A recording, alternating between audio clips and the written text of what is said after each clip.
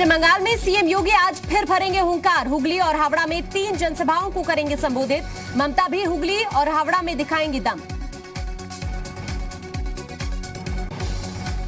UP panchayat चुनाव के दूसरे चरण के लिए नामांकन दाखिल करने का आज अंतिम दिन। 20 जिलों में उम्मीदवार भरेंगे पर्चा। 19 अप्रैल को होगी वोटिंग।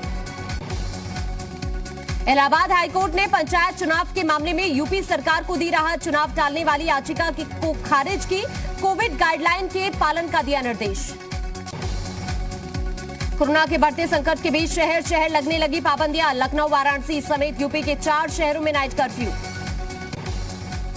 बिजनौर में पुलिस ने एक हत्या के मामले का खुलासा किया। मृतक की प्रेमिका ने प्रेमी के साथ मिलकर की थी हत्या।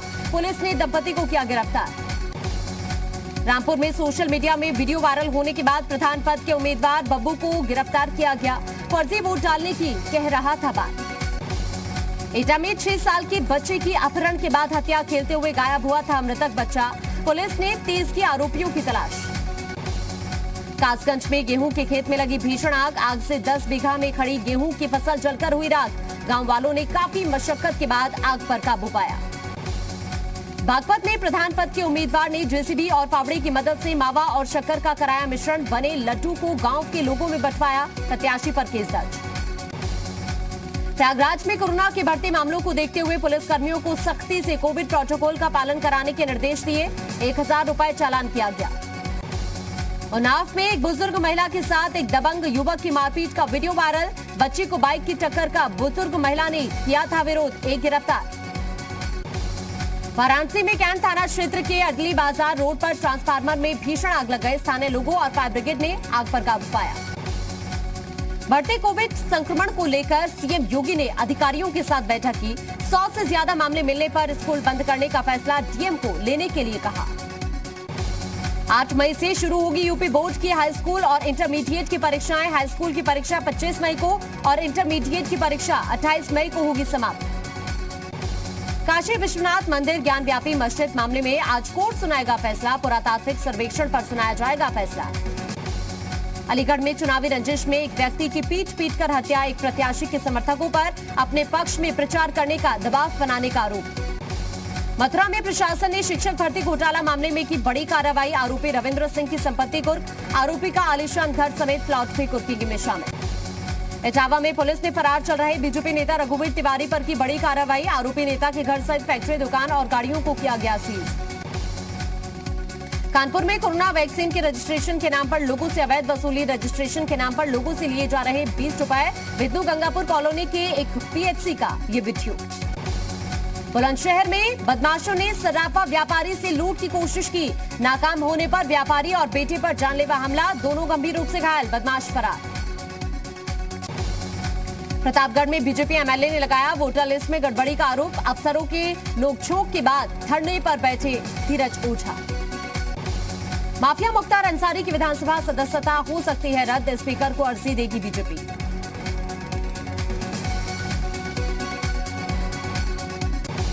औरैया में जिला पंचायत चुनाव में नामांकन के लिए पहुंचे थे अखिलेश यादव के चचेरे भतीजे अभिषेक यादव। मौके पर भारी संख्या में जुटे एसपी कार्यकर्ता।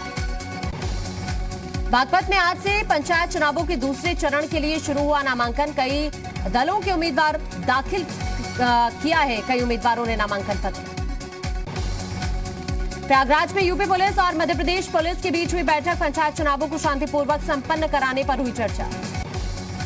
रायबरेली में पुलिस और आबकारी विभाग की टीम ने छापेमारी कर देसी शराब का जखीरा बरामद किया। पंचायत चुनाव में प्रयोग के लिए बनाई जा रही थी शराब।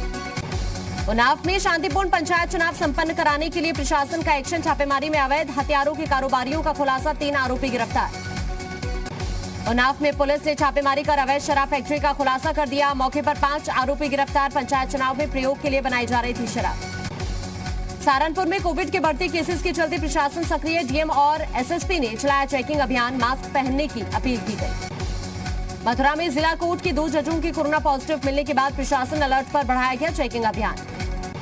बस्ती में पुलिस ने एक युवक की हत्या का खुलासा कर दिया। प्रेम प्रसंग के मामले में युवती के प्रेमी ने उसके भाई की हत्या कर दी थी। 2 आरोपी गिरफ्तार किए गए। फर्रुखाबाद में गेहूं काटते समय किसानों को मिले 2 भेड़िए के शावक। घटना से इलाके में हड़कंप। कोंटा में पुलिस ने एक ठगी गिरोह का पर्दाफाश कर दिया। मौके पर 3 आरोपी गिरफ्तार, 60,000 कैश, मोबाइल और बाइक बरामद। जौनपुर में मल्हनी विधायक लकी यादव के खिलाफ चेक बाउंस मामले में केस दर्ज। विधायक के खिलाफ पहले भी जारी हो चुका है वारंट। जौनपुर में जमीन विवाद में 2 पक्ष आपस में भिड़े। जमकर हुई मारपीट में 2 महिलाओं समेत 5 लोग घायल। सूचना पर पहुंची पुलिस ने मामले की जांच शुरू की। संभल में तेज रफ्तार बस ने सामने से आ रहे बाइक सवार को मारी टक्कर। बाइक सवार की मौके पर ही मौत, बस भी पलटी, आधा दर्जन यात्री घायल।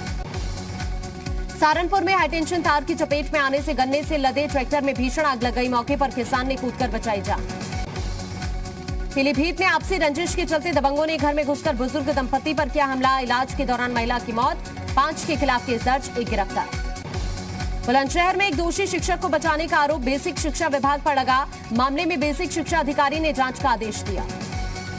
बुलंदशहर में पुलिस ने अवैध शराब के कारोबार का भंडाफोड़ कर दिया। मौके पर 2 आरोपी गिरफ्तार, भारी मात्रा में अवैध शराब बरामद। ललितपुर में किसानों ने कटी फसल के डंठल में आग लगाई। आग से सड़क के किनारे पेड़ों को भारी नुकसान।